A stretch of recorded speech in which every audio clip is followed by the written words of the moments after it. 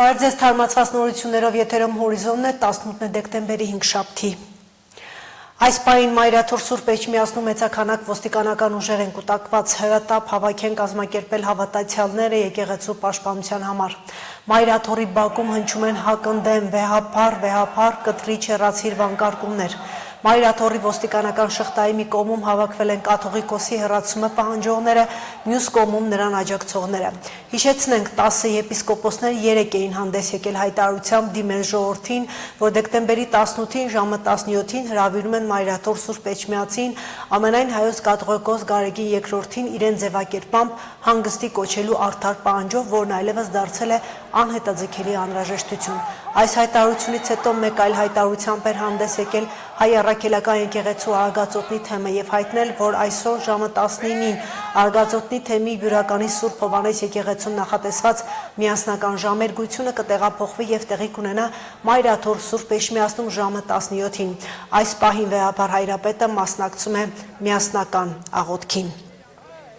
Մայրաթոր Սուրբ Էջմիածին իր խորը մտահոգությունն է հայտնել 10 եպիսկոպոսների հերթական հայտարարության պատճառով հանրության մեջ առաջ եկած ընդվզումների առիթով։ Տարածած հայտարարությունում Մայրաթորը զգաստության կոչ է ուղղել վտանգաշատ հավաքի նախաձեռնությունը ստանձնած սրբազան հայրերին։ Պետք է դրսևորել պատասխանատվություն զերծ պահելու ժողովրդին աղետաբեր հուզումներից եւ գործել բացառապես եկեղեցու կանոնական ընթացակարգերով։ Հորդորել է հավատավոր ժողովրդին պահպանել հանդարտություն, չտրվել սադրիչ հայտարարությունների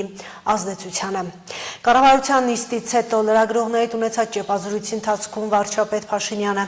անդրադարձել է եպիսկոպոսների հայտարարությանը, շեշտելով, որ 10 եպիսկոպոսների գործողությունները չի ուղղորդում, բայց ողջունում եւ աջակցում է։ Նաեւ բացառել է բախումների որևէ հնարավորություն, ընդգծելով, որ Հայաստանի իրավապահ մարմիններն ունեն բոլոր գործիքակազմերը, հնարավորությունները սադրիչ գործելակերպով աչքի ընկնող բոլոր անձանց օրենքով սահմանված կարգով չեզոքացնելու համար։ Բախումների որևէ հնարավորություն բացառում է, որովհետև Հայաստանի իրավապահ մարմինները ունեն բոլոր գործիքակազմը եւ հնարավորությունները սադրիչ գործելակերպով աչքի ընկնող բոլոր անձանց չեզոքացնելու օրենքով սահմանված կարգով։ Երկրորդը հայաստանյաց առաքելական եկեղեցին պետք է պաշտպանել կտրիչ Ներսիսյանից եւ Մայրաթորը զավթած մյուս աղանդավորների խմբից։ Ես արդեն իմ դիրքորոշումը ասել եմ, որ կտրիչ Ներսիսյանը եւ նրա նեղ շրջապատը աղանդավորներ են, ովքեր զավթել են եւ եղծում են հայաստանյաց առաքելական Սուրբ եկեղեցու դավանանքը 10 եպիսկոպոսները Էջմիածնի միաբաններ են, այսինքն Էջմիածնի վանական համալիրը իրենցն է եւ իրենք էլ Էջմիածնի վանական համալիրին են։ Եվ հետևաբար նրանց կողմից հնչեցված հրավերը հավաքվելու Մայրաթորում բացարձակապես լեգիտիմ է, որովհետև դա ըստ էության իրենց միաբանությունն է, իրենց կեցավայրն է եւ իրենք ունեն լեգիտիմություն իրենց հետևորդներին, եւ նրանք նաեւ թեմակալ առաջնորդներ են, իրենց թեմի հավատացյալներին, թեմերի հավատացյալներին հրավիրել։ Միջայլոց խոսքը գնում է խոսքը Արարատյան թեմի առաջնորդի մասին է, Արմավիրի թեմի առաջնորդի մասին է, Արարատյան Մասյացոտն թեմի առաջնորդի մասին է, այսինքն իրենք ըստ էության գործում են իրենց թեմում։ Եվ այսպիսով նրանց գործողությունները լեգիտիմ են։ Հաջորդը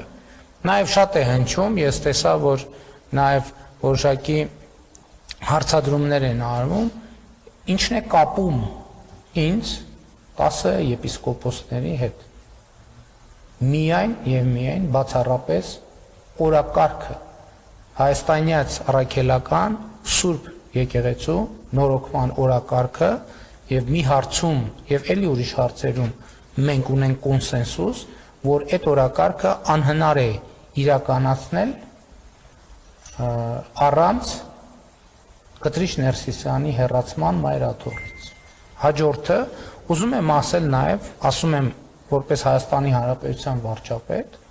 մենք արդեն բավական երկար ժամանակ այդպես գործում ենք, բայց այդպես չենք հայտարարել, Կտրիչ Ներսիսյանի որևէ որոշում Հայաստանի Հանրապետությունը չի ընդունելու, որովհետև նրա կայացրած ցանկացած որոշում ոչ լեգիտիմ է։ Օրինակ Տեր Արամ Ասատրյանը շարունակում է Հայաստանի Հանրապետության համար լինել Տեր Արամ Ասատրյան։ Եվ Կտրիչ Ներսիսյանի որոշումը նրան կարգալույծ անելու մասին մենք չենք ընդունել եւ մենք շարունակում ենք Տեր Արամ Ասատրյանին, Տեր Թադեին, Տեր Տարոնին համարել գործող հոգեվորական։ Ձեզ համար նորություն է, որ կաթողիկոսը ղեկավարվում է դրսից։ Ուշադիր լրատվությանը հետևեք կտեսնեք այդ փաստերը։ Քրեական գործա ձեզ պետք դա տեսնելու համար գնացեք ձեր գրած հրապարակումները նայեք, մամուլի հրապարակումները նայեք, պաշտոնական հաղորդագրությունները նայեք։ Բաքվի դատարանում դատախազը պահանջել է Արցախի նախկին պետնախարար Ռուբեն Վարդանյանին դատապարտել ՑՄ ազատազրկման։ Վարդանյանը հեռախոսազրույց է ունեցել ավագ որդու Դավիթ Վարդանյանի հետ, հայտնել է, որ առաջիկայում իրեն կտրվի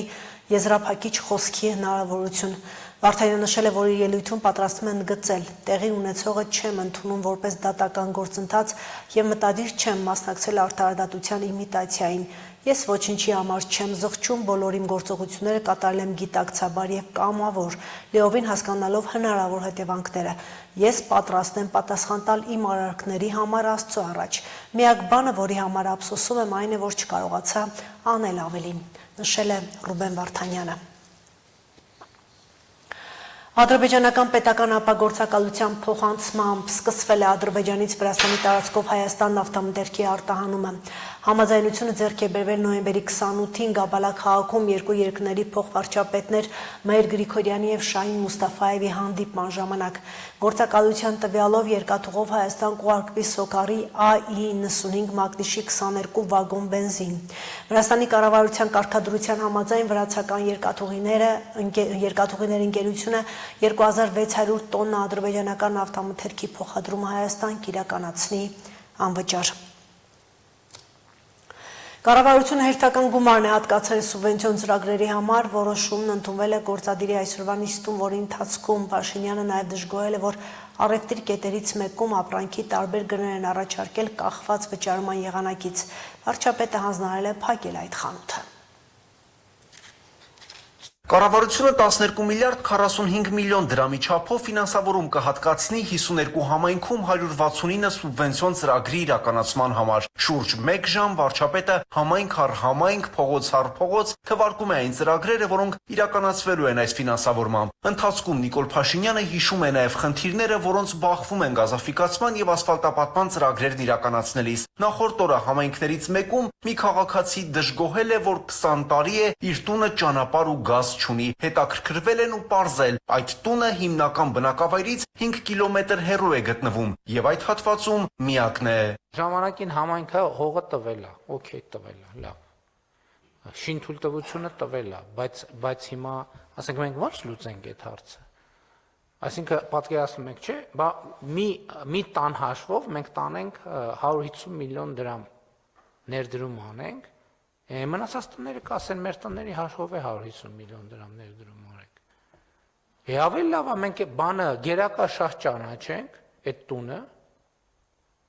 առնենք տանք, մարդուն ասենք գնացեք միտեղ ուրիշ տեղ բնակարան ձեռք բերեք եւ այլն եւ այլն։ Ամփոփելով Նիկոլ Փաշինյանն ընդգծում է, միայն այս տարի համայնքներում մոտ 300 միլիոն դոլարի ներդրում է արվել, իսկ դրա համար կառավարության ղեկավարն առաջին հերթին եւս մեկ անգամ շնորհակալություն է հայտնում Հայաստանում աշխատող, արդյունք ստեղծող, հարկերը վճարող, ՀԴՄ կտրոն տրամադրող եւ ՀԴՄ կտրոն պահանջել չմոռացողներին։ Վերջիններիս թիվը սակայն կարծես թե շատ է, նկատում է Փաշինյանն ու պետական եկամուտների կոմիտեի նախագահից հետաքրքրվում, թե ինչպես են ընթանում բյուջեի հավաքագրումները։ Բավականին լավ, արձագանքում է Էդուարդ Հակոբյանը։ ՀԴՄ-ների մասին որ խոսեցիք, այդտեղ էլ պատկերը բավական լավն է ու բոլոր կտրոններով քանակով եթե նայենք 18%-անոց աճ ունենք, հասույթով 11%-անոց աճ ունենք, բայց այստեղ ուրախալին նա է, որ անկանխիկի վարկագիծը կտրուկ փոխվել է առևտրում եւ այս թվերի համեմատ կտրոնների քանակով անկանխիկի 52%-անոց աճ ունենք, իսկ հասույթների 31%-անոց աճ ունենք, այսինքն այս կտրոնների եւ հասույթների ՀԴՄ մեծ մասը ապահովում է անկանխիկի միջոցով։ Վարչապետը սակայն վատ լուր ունի պետնախագահի համար։ Առևտրի կետերից մեկում վարչապետի աշխատակազմի ներկայացուցիչներին ասել են գինը տարբեր է, կախված նրանից, թե ինչպես են վճարելու, կանխիկ թե անկանխիկ եղանակով։ Ինչ է նշանակում Երևան քաղաքի կենտրոնում վարչապետի աշխատակազմը գնա առևտուր անի, ասի դե գիտես ընկեր ջան, սենց է մեր մոտ։ Ուրեմն եթե սենց անեք, սենց կանեք, փակեք այդ խանութը։ Փակեք այդ խանութը։ Ձևը գտեք, փակեք այդ խանութը։ Ստուգելու եմ, չգիտեմ ասածս ինչքանով է, փակեք այդ խանութը։ Այդ խանութում առևտուր պետքա չլինի։ Իմ վրա եմ վերցնում անձնական պատասխանատվությունը ու ամեն օր կողքով անցնելու եմ։ Միջև անձնական թույլտվությունս չլինի, այդ խանութը պետք է չբացվի։ Կզեկուցեք անձամբ։ Կզեկուցեք անձամբ։ Քանի սենց խանութի տեղ իմացա, ամբողջ պատասխանատվությունը վերցնում եմ իմ վրա։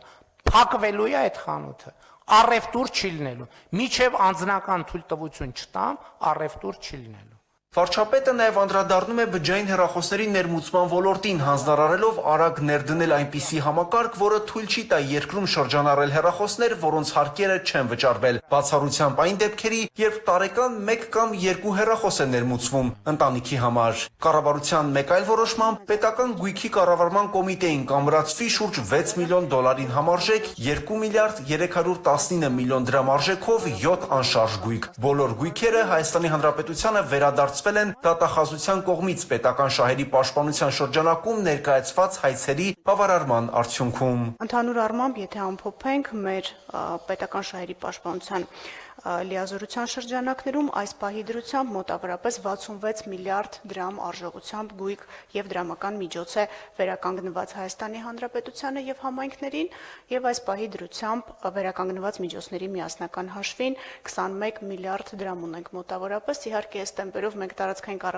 կառավարման նախարարության հետևից կառուցապատման դժվար ենք հասցնում, բայց կաշխատենք մենք էլ մեր տեմպերը ավելացնել։ Գործադիրը պահուստային ֆոնդից 329 միլիոն 855 հազար դրամ էլ կհատկացնի Իջևան համայնքի Գետահովիտ բնակավայրի վարչական տարածքում UEFA-ի ստանդարտներով ֆուտբոլի մարզադաշտի կառուցման համար անհրաժեշտ հողամասերի ձեռքբերման նպատակով։ Այս մարզադաշտում ըստ կրթության, գիտության, մշակույթի եւ սպորտի նախարարի հնարավոր կլինի տեղավորել շուրջ 12000 հոգի։ Ժաննա Անդրեասյանը վարչապետի առաջարկով ներկայացնում է նաեւ չզեկուցվող հարցերից մեկը, որը վերաբերում է բացառիկ մշակութային արժեք ձեռք բերելուն։ Մասնավորապես պահուստային ֆոնդից 175 միլիոն 360 հազար դրամ է հատկացվում, որպեսզի Լոնդոնի միջազգային աճուրդում վաճառվող հայկական բացառիկ մշակութային արժեքը, որը 1188 թվականին պատրաստված եւ քանդակված եկեղեցու փայտյա դրան փեղկ է, ձեռք բերվի եւ Հայաստան տեղափոխվի։ Նախարարի խոսքով վերջերս նույն գործընթացի շրջանակում ձեռք է բերվել նաեւ Արշիլ Գորկու կտավ, որը շուտով կտեղափոխվի Հայաստան, եւ հենց այդ աշխատանքի ընթացքում է ուշադրության արժանացել նաեւ փայտյա դրան փեղկը։ Նախատեսվում է, որ այն կցուցադրվի Հայաստանի պատմության թանգարանում։ Վահագն Հակոբյան, Հորիզոն։ Բերլինում կայացած Միացյալ Նահանգներ Ուկրաինա բանակցություններից հետո Ռուսաստանի նախագահ Վլադիմիր Պուտինը հայտարարել է, որ Մոսկվան պատրաստ է իր պատմական հողերի ազատագրմանը ռազմական ճանապարհով, չնայած կնախընտրեր դա անել դիվանագիտական ճանապարհով։ Ի պատասխան Ուկրաինայի ղեկավար Զելենսկին կոչ է արել Միացյալ Նահանգներին չհավատալ Մոսկվայի խաղաղ մտադրությունների, նշել է, որ Ռուսաստանն ազդանշաններ է ուղարկում, որոնք ցույց են տալիս հաջորդ տարի պատերազմելու իր մտադրությունը։ Ռուսաստանի նախագահ Վլադիմիր Պուտինը երեկ զգուշացրել է, որ Մոսկվան կփորձի ընդլայնել իր նվաճումները Ուկրաինայում, եթե Կիևը եւ նրա արևմտյան դաշնակիցները մեժեն Կրեմլի պահանջները խաղաղության բանակցություններում։ Բարձրաստիճան զինվորականների հետ ամենամյա հանդիպման ժամանակ ելույթ ունենալով Պուտինը նշել է, որ Մոսկվան կնախընտրեր իր նպատակներին հասնել եւ հակամարտության արմատական պատճառները վերացնել դիվանագիտական միջոցներով, սակայն հավելել է, որ եթե հակառակ կողմը եւ նրա օտարերկրյա հովանավորները հրաժարվեն առարկայական երկխոսության մեջ մտնելուց, Ռուսաստանը կհասնի իր պատմական հողերի ազատագրմանը ռազմական միջոցներով։ Պուտինը գովաբանել է Ռուսաստանի աճող ռազմական հզորությունը եւ մասնավորապես նշել ատոմային զինանոցի արդիականացումը, այդ թվում միջուկային մարտագլխիկներ կրելու ունակությամբ նոր միջին հեռահարության օրեշնիկ բալիստիկ հրթիռը, որը նրա խոսքով մասնավորապես մարտական ծառայության կմտնի այս ամիս։ Մեր զորքերը հիմա տարբեր են, նրանք մարտական պատրաստվածություն ունեն եւ աշխարհում այժմ նման այլ բանակ չկա։ Պուտինի այս կոշտ հայտարարությունները հաջորդել են ուկրաինացի, ամերիկացի եւ եվրոպացի պաշտոնյաների միջև շաբաթվա ընթացքում տեղի ունեցած մի շարք բանակցություններին։ Ուկրաինայի նախագահ Վլադիմիր Զելենսկին Պուտինի հայտարարություններից մի քանի ժամ անց կոչ է արել Միացյալ Նահանգներին չհավատալ Ռուսաստանի այն պնդումներին, թե ձգտում է դադարեցնել պատերազմը։ Այսօր մենք Մոսկվայից լսեցինք ավելի շատ ազդանշաններ, նրանք պատրաստվում են, որ հաջորդ տարին էլ պատերազմի տարի դարձնեն, եւ այս ազդանշանները միայն մեզ համար չեն։ Կարևոր է, որ մեր գործընկերները տեսնեն դա, եւ կարևոր է, որ նրանք ոչ միայն տեսնեն դա, այլև արձագանքեն, մասնավորապես Միացյալ Նահանգների մեր գործընկերները, ովքեր հաճախ ասում են, որ Ռուսաստանը իբր ցանկանում է դադարեցնել պատերազմը։ Ռուսաստանի նախագահ Վլադիմիր Պուտինի ուկրաինական տարածքները նվաճելու մտադրության մասին հայտարարությունը BBC ռադիոյին տված հարցազրույցում մեկնաբանել է նաև ՆԱՏՕ-ի գլխավոր քարտուղարը։ Ռյուտեն խելագարություն է անվանել Ուկրաինայում կամ ամբողջ նախկին խորհրդային միությունում իր ազդեցությունը վերականգնելու մասին Պուտինի ձգտումը, նշելով, որ այդ պատմական գաղափարը իրականացնելու հետևանքով արդեն 1.1 միլիոն ռուսներ զոհվել կամ վիրավորվել են։ ՆԱՏՕ-ի գլխավոր քարտուղար Մարկ Ռյուտեն զգուշացրել է, որ եթե դաշինքի երկրները չկատարեն իրենց պարտավորությունը եւ պաշտպանության վրա չծախսեն իրենց համախառն ներքին արդյունքի առնվազն 5%-ը, Ռուսաստանը կարող է մի քանի տարվա ընթացքում նրանցից ավելի ուժեղ դառնալ։ Մենք հիմա ավելի ուժեղ ենք, բայց եթե չկատարենք պաշտպանական ծախսերի վերաբերյալ Հաագայի որոշումները, մի քանի տարի անց մենք ավելի թույլ կլինենք, քան ռուսները, եւ դա չափազանց վտանգավոր է։ Ռուսաստանի պաշտպանության նախարարության ընդլայնված կազմով կոլեգիայի նիստի ժամանակ էլ Ռուսաստանի պաշտպանության նախարար Անդրեյ Բելոուսովը հայտարարել է, որ Ուկրաինան եւ ՆԱՏՕ-ի եվրոպական անդամները դիտավորյալ խուսափում են խաղաղության բանակցություններից, պատերազմը երկարաձգելու, Ռուսաստանը թուլացնելու եւ 2030 թվականին Ռուսաստանի վրա հարձակվելու համար։ Բելոուսովի խոսքով պատերազմին նախապատրաստվելու մեկ այլ նշան է դաշինքի բյուջեն, որն արդեն կազմում է 1.6 տրիլիոն դոլար, եւ հաշվի առնելով ազգային համախառն ներքին արդյունքի 5%-ի աստիճանական աճը, ՆԱՏՕ-ի բյուջեն կաճի, հասնելով 2.7 տրիլիոն դոլարի։ Ռուսաստանը շարունակում է իր առաջխաղացումը ռազմաճակատի բազմաթիվ հատվածներում։ 3 ռուսական հարվածներից Զապորոժիեում եւ նրա շրջակայքում վիրավորվել է առնվազն 30 մարդ։ Հարձակման հետևանքով վնասվել են մի քանի բնակելի շենքեր, ինչպես նաեւ ենթակառուցվածքներ եւ կրթական հաստատություն։ Անցած գիշեր Դոնի Ռոստովում բեռնատար նավ է հրդեհվել, որի հետևանքով զոհվել են անձնակազմի 2 անդամներ, իսկ 3-ը վիրավորվել, հայտնել է մարզի նահանգապետը։ Ռուսաստանի պաշտպանության նախարարության փոխանցմամբ անցած գիշեր խոցվել է ուկրաինական 77 ԱԹՍ, այդ թվում Ռոստովի մարզի հատվածում։ Դոնալդ Թրամփն այսօր հրահանգել է ամբողջական շրջափակման ենթարկել Վենեսուելա մեկնող եւ այդ երկրից դուրս եկող պատժամիջոցների տակ գտնվող բոլոր նավթատարները։ Վենեսուելայի կառավարությունը պատասխանել է Թրամփի որոշմանը, անվանելով այն լիակատար, իռացիոնալ, առևտրի ու նավարկության ազատության խախտում։ Թրամփը հայտարարել է, որ Վենեսուելան պետք է ԱՄՆ-ին վերադարձնի ամբողջ նավթը, տարածքը եւ ակտիվները, որն ըստ Թրամփի Վենեսուելան գողացել է իրենցից։ Ըստ նրա Մադուրոյի ապօրինի ռեժիմն այդ նավթահանքերն օգտագործում է ֆինանսավորելու ահաբեկչությունը, թմրամյութերի մաքսանենգությունը, մարդկային թրաֆիքինգը, ինչի համար ԱՄՆ-ն Վենեսուելային ճանաչել է որպես օտարերկրյա ահաբեկչական կազմակերպություն։ Ալա Ղալաչյան, Հորիզոն։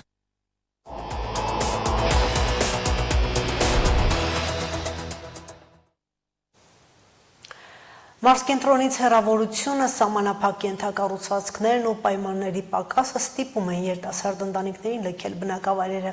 Շիրակի մարզի գյուղերը դեռ կենսական են գործող դպրոցների հաշվին։ Ամասիայի տարածաշրջանի Ալվար գյուղում 15 տնտեսություն է մնացել 100 բնակչով։ Կյանքը շարունակում է փոքրիկ դպրոցի շնորհիվ, որտեղ ընդամենը 11 աշակերտ է սովորում։ Այս տարի 2 առաջին դասարանցի ընդունելը ոգևորության առիթ է դարձել գյուղի եւ դպրոցի համար։ Թանձր մառախուղի մեջ թաղված գյուղի ձմեռային այն առավոտներից է, երբ անուշ խոսքուզրույցով աշակերտներն ու ուսուցիչները շտապում են դպրոց։ Գյումրիից 23 կիլոմետր հյուսիս-արևմուտք գտնվող փոքրիկ գյուղի Ալվարի դպրոցում կա մի անփոփոխ կարգուկանոն, որին ենթարկվում են աշակերտները։ Միջանցքում կողք կողքի դասավորում են տաք հագուստը, փոխում դերսի կոշիկները, հետո նոր ներս մտնում։ Պետության օրներքը պարտադիր երգելու են, որից հետո սկսում են դասապրոցեսը։